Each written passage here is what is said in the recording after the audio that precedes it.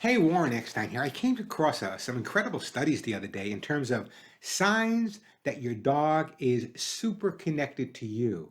And of course, I'm familiar with these, but it was kind of an interesting study, so I felt I'd share some of the ways that you can tell if your dog is really super connected. I know you all think your dogs are super connected to you, but listen up. If they sniff you, dogs explore and interpret their environment through scent. We all know that they sniff each other's butts. When your dog sniffs you, it's a strong indication they're happy to see you.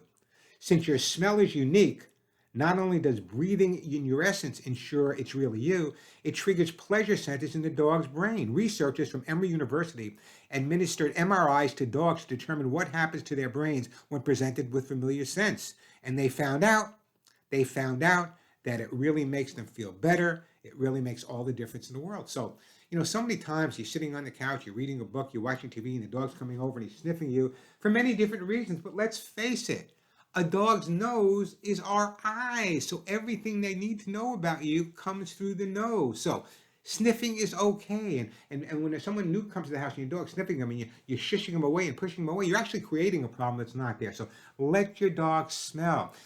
Part of my specialties, and I talk about this on the air, was teaching dogs to sniff out narcotics and incendiary devices, bombs.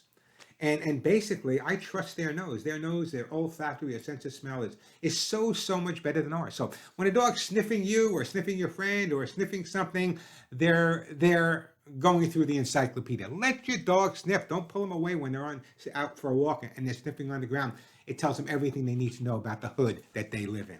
Also, when they greet you at the door. Now, that may seem obvious, but it's still a strong sign your dog feels connected to you. Sure, the greeting may be motivated, some people say, because the dog needs to go out and pee or poop, or it's time for dinner. I say poop to that. I say, sure, they're glad you're home because you're going to feed them and you may take them for a walk, but I say they're glad you're home because they love you.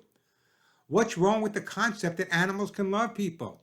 My father came home from work or my mother came home from work, I was glad to see them, not just because they were going to feed me or give me a few bucks. No, I was just glad to see them because I love them. And our dogs feel exactly the same way. So a dog greeting you at the door is a good thing. So don't kind of shoo shoo or push them away. I suggest this. I know you're busy. I know you're tucking out. The boss may be screaming at you all day long. When you come home, I say the first 5 to 10 minutes should be knee time. What do I mean by knee time? Down on your knees, playing with your dog, playing with your cat, letting them know how much you miss them. I think that's really, really important. I think the more we communicate with our pets, the more we can feel connected. And what about bringing you gifts? We think about cats enjoy, bring a rat to the house, they bring a bird to the house. Uh, Dogs are not like that. Dogs will bring you gifts, though.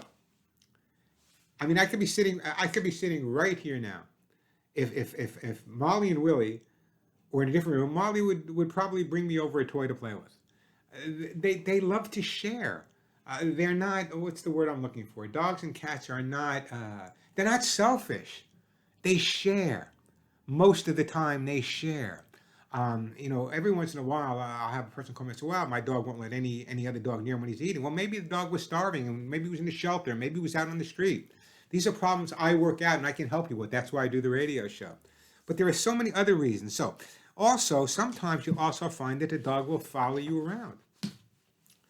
They follow you around because they want to be with you, and they look at you as their family member that can give them all these new and exciting things. If you think about it, the dog's average life, they're home, they go out in the backyard.